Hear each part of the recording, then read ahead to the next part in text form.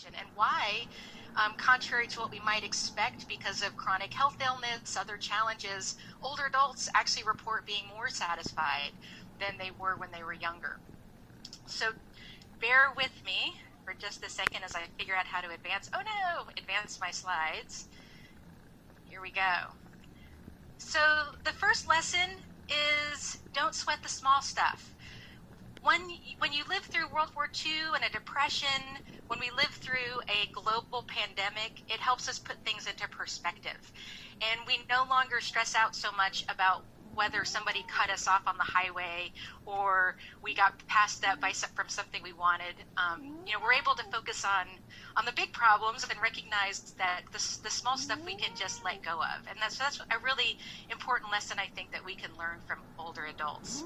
And I think that you will draw strength from the experience that we've had in the last year and be able to say, you know what, I survived a really challenging time.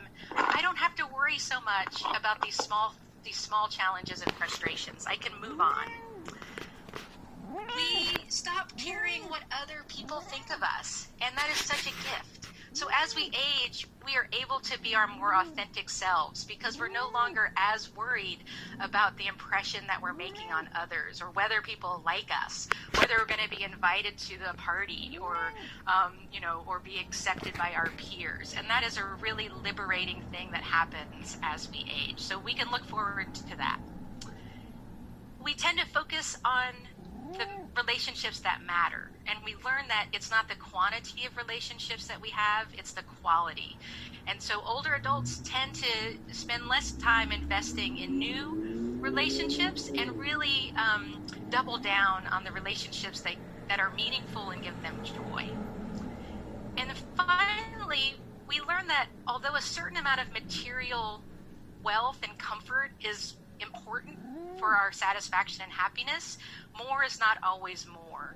And so once we reach a level of comfort and security where our needs are met and we no longer have to have the stress of wondering where we're going to live or eat, we actually get more satisfaction by devoting our energy and time and talents to giving back and helping others and making a difference in positive ways. So we're all older adults in training, no matter where we are in our life. And I hope that we can start implementing some of these lessons now. And I encourage you to think about how we can move forward starting today to not sweat the small stuff, focus on the relationships that matter, give back and find satisfaction in meaningful work, not just lucrative work, and